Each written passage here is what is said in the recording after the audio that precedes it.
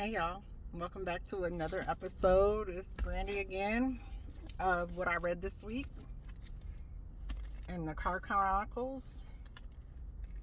Abby Jimenez, The Night We Met. I got this book from the library. This was my rushed getting the book. Now, this book, it was a 4-star for what it is. I thought it was a really good slow burn. It follows Larissa and Chris. Fun fact, I work with two people one named Chris and one named Larissa. They're both on my team, very close to me. But anyways, they're not together. So, Larissa is a young woman who's dating Chris's friend. And they navigate a friendship. This has some trigger warnings in it: alcoholism, addiction, anxiety, trigger warnings. But I thought it was a pretty good book. It hits all the spots. There may be some concerns as it pertains to their relationship, but very good. Abby Jimenez. I read it in 2 days, so it was a fast-paced book. It gave me everything that I wanted. So it wasn't spicy or anything like that. It was just a nice, fun Hallmark read for me. And one thing I can say is that it dealt a lot with enabling people, and it brought up, I have definitely grown because it brought up a lot of issues that I had dealt with before in a previous relationship.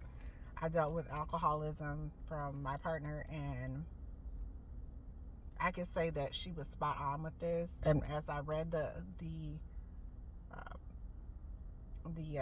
acknowledgments and things like that, she did do some research into it, and so it did follow that path, as far as enabling and being.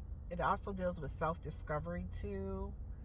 So self-discovery of who you are and your wants and desires as a person, separate from a relationship, which gave a deeper understanding of than just a romance book. So I really did enjoy this.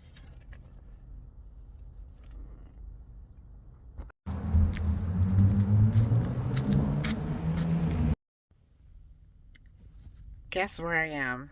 I know I said I wasn't gonna buy anymore, but I just couldn't resist. So I'm so excited, y'all. Woohoo! It did have what I was looking for, but it was brand new. I should have got it when I was with my husband and we were shopping for books for my birthday, because he let me get whatever I wanted. And they had it for like $4. It was $15. Look at this book. I was like, this book is almost as thick as a Bible. It is 1,179 pages. However, I'm going to take this book in stages. So what I'm going to try to do is read like between 5 and 10 chapters, and then discuss an episode, and then read 5 or 10 chapters and discuss another episode or part of the episodes that are covered in the show. I started watching the show last night and I really love it. Just a pro tip while we're on The Count of Monte Cristo by Alexander Dumas. And he was Haitian, the writer. But you may want to lock your doors when sitting in a parking lot. This is just a pro mom tip, and also a pro Flint tip is to always lock your doors when you're sitting in a car. I had a guy almost try to steal my car before. So they did have, you see this Super by $4. I had to get it. Daisy Jones and the Six. I have not read it. She is an auto buy for me, so I'm buying all of her books. Yeah, so that's where we are.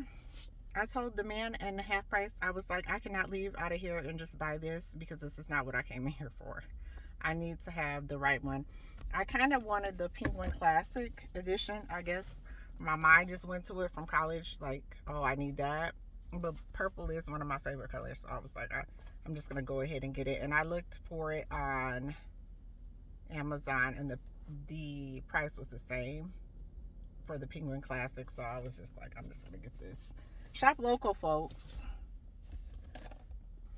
All right, I will come back to you when I have an update on Count of Monte Cristo. I am back. I am putting on lipstick. I always put on lipstick before I go into work because it's like an armor for me. When I go come back from lunch, it's hard for me to go back to work because I work part-time for basically 10 years. So putting on, I don't know if you guys know this, but I'm a manager. So putting on lipstick just allows me to have like that second piece of armor that I need to be able to go back and face people who are disgruntled and angry. Mm. You know, to make it through the day. I really like this Revlon. You can't see it. Revlon Color Stay. I am a dark, well, not dark, but medium brown woman.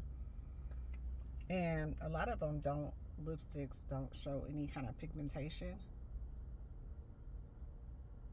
Or they're so light on my skin. You can't really see them. And then also, I drink water. So I have my cup that I have out of a straw. And even though it comes off a little bit, the color stays. And I really like it. It's $10. But I've tried some other different lipsticks, which I think I'm going to go through and just start dumping. Not the regular lipstick, but all of the color stays. They just stay, and they're just very well for me. I wanted to talk about another book that I am reading. It's an ARC. I wanted to read some more African American fantasy. This is an ARC. I believe it's coming out in June. It's called The Queen's Bodyguard. I can't show you guys a picture on the front because they don't like that. So, Lauren Blackwood has written some YA books. And so she has written this. I got this from NetGalley. And so far so good. It's about Argos and I can't think of the main character's name. Lord have mercy. Theora. I really like it. It's kind of like, it has some romanticy, like erotic or spice in it, but it's not like overly spicy. And it's about this world where there's the warriors and there's the dociles, and so they don't usually intermix. And this queen uses the warrior to help her, basically, because they're in war. So with peace talk negotiations and things like that, I like it, but I really feel like, and I said this in another vlog that you guys probably heard about, I forget what the other one that I read in regards to, maybe I deleted it. I really like it when a book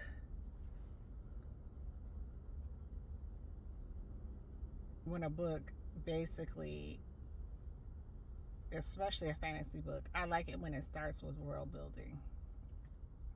Because when you start a book with a relationship, it kind of takes away from the fantasy element and always has us focusing on the characterization. And then when we get to the fantasy parts, it's kind of confusing. So I'm piecing together the worlds, and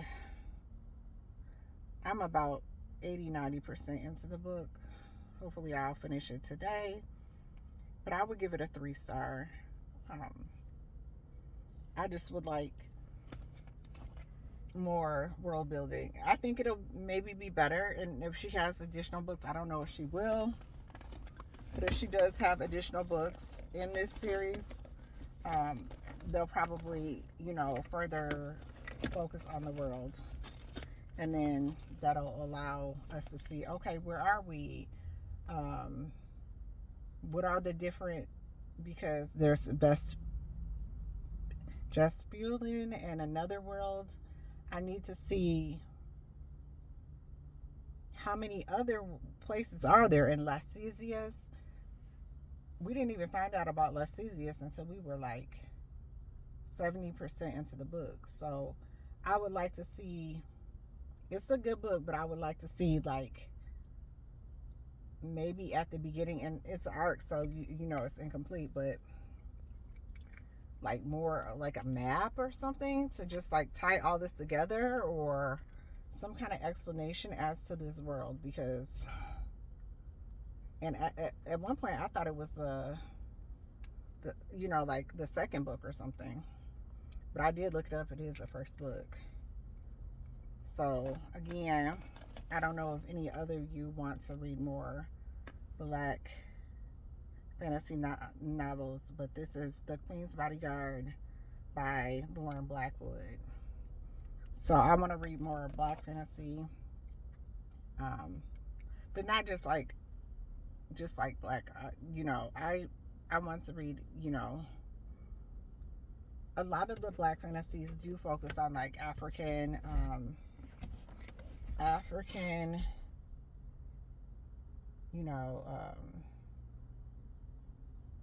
historical or myths or whatever. A lot of them do, and that's good. That's fine and dandy. It's just like, as an African American, and I don't mean to offend anybody. I've been to Africa before, and as an African American, it's like we have no. They were really, when I went to Africa, they were really kind, and they were really welcoming and telling us that was our home. But it's like, as an African American, we have no roots, like our roots here.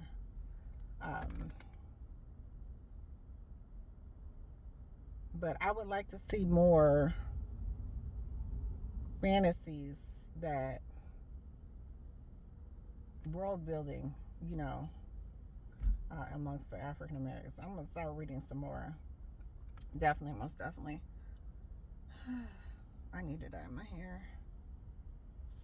But yeah, that's just where I am right now. 90% into the book. Gonna finish that, and when I finish that, let's see what other ones. I have some more arcs I have to read, and some of these came out. I started reading Somewhere Soft to Land by Kai Alante. I will come back to that. I started reading Unbound by Peyton Corrine. That was difficult for me to get into because a lot of people like that book, though. I do have The Harlem Wedding by Tiffany L. Warren. That is, I believe, comes out this month. And Sunset Over Napa to read. But I don't like to say that a book is not good. I like to say that, it's not my cup of tea. Somebody else might read it and be in love with it. It just kind of, like, back to the intergenerational thing. It just kind of depends on where you are in your life. And I do like YA. I enjoy YA. It's just, to me, like, a lot of times when you, and I know maturity is subjective, right? But when you have adult characters acting like 5-year-olds, or just, no. And it's okay if it's one person, but if it's multiple people, it's an issue.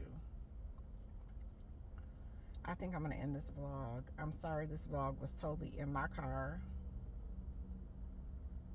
but that's what it was. I spend a lot of time either in my car or in my bedroom with my scarf on. So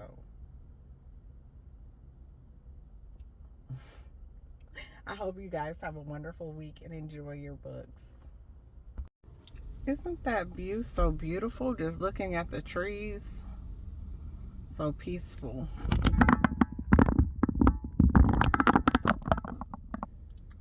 Well, we are here with another vlog. This week in reading, all right, we're corresponded by Virginia Evans. This was a very good book. I really enjoyed it. At first, I started to DNF this book because there were a lot of different characters. The book is basically all letters. So the main character is Sybil, and she's in her 70s. And she is a retired lawyer, basically, that clerked for a judge. She was a lawyer at a time where women really weren't allowed to be a lawyer. So she was a clerk for a judge that she had a really good relationship with. In addition to this, I continued to read through this because so many different vloggers said that this was, book vloggers said that this was a good book. So I continued to read through it. And I'm glad I did. I'm glad I finished it. This is something that I normally would not read. Just to be, it's contemporary fiction. I like contemporary fiction, but it had a lot of sad moments because, you know, as somebody is getting older, a lot of things do happen. A lot of losses and things like that happen in their life. And you know I don't like to read a book that does not have a happy ending. So, this does have a happy ending to me. I mean, a pretty happy ending for what it was. And Virginia did a really good job writing this book, Miss Evans. Thank you. It was good. It dealt with intergenerational friendships. It dealt with, you know, mother-daughter relationships, friendships that you've had for years, new friendships, relationships between men and women. I really like that. So I think that one thing I can say about the Sybil character, I really liked it. The ones I could really relate to was intergenerational friendships, because as I'm in my midlife, I, you know, new employees coming in and they're new, and having friendships with them, as well as some of the older people that I work with, having friendships with them. It's like, this is where I was and this is where I'm going. So I like that. And I also like the relationship that she had with Rosalie, her best friend. I love a friend that can just tell you how it is. They do it with love, but they tell you honestly. And that's a true friendship to me. So I really recommend this book to anyone that, you know. And I dealt the mother-daughter relationship too. And this book was really good too. And you got to see both perspectives. So you got to see letters that she wrote to people, because this is how she mostly communicates, by letters. I'm just going to tell you. This woman, she communicates by letters. So that's her process with dealing with people, is through letters. She writes, but I think as a person, you know, she's not the type of person that has a lot of friends and things like that. She thinks that maybe she was a little autistic. I think that there's different type of people. I'm very bold. So a lot of times when I have a friendship with somebody, or am talking, I text a lot because if I write it down and I read it back to myself, if it's kind of snappy, I change it. Because my personality is just like very, bold and straight to the point, and I might not even be meaning to be rude or to say something, but people take it that way. So I have to, evaluate what I say. And so I get it that she feels better writing things out. And I just saw the growth and the change in her, and so I really enjoyed that. But the relationship between the mother and daughter, I could definitely relate to that. But yeah, I would definitely recommend this if you haven't already picked up this book. And I got it for 7-day, and it was due on Monday. Yesterday I did not feel good. Monday my daughter had a band, orchestra concert. Tuesday I was not feeling good, and today is Wednesday and I feel so bad. But thankfully my library doesn't have fees. I'm gonna take this right back and turn this in. But yeah, I've been reading a lot of physical books lately, but this one, well, the ones that I've been reading have been from the library, haven't been on my shelf, but I have been reading more physical books. Well, you guys, let me know what you think if you pick up The Correspondence by Virginia Evans. And do you have any intergenerational friendships? I know sometimes it's kind of hard to have friendships where it's a different age because of the maturity level, but I enjoy mentoring. And sometimes I learn things from younger people. Like, I'm not good at technology, honestly. And a lot of people who are younger than me, they kind of help me with the technical things. And, terms, slang, and all these different things that are going on. That's how I stay up to date, with those. And with my older friends, I learn from them because I see decisions that they've made. If you want to discuss 401k with them, plans for retirement, how should this work, how should that work, they're a really good resource for that, and even resources for relationships. A lot of them, may have been married for a long time or dealt with the loss of a spouse or a parent or something like that. So they're a really good guide for that. And just let me know what you think in the comments.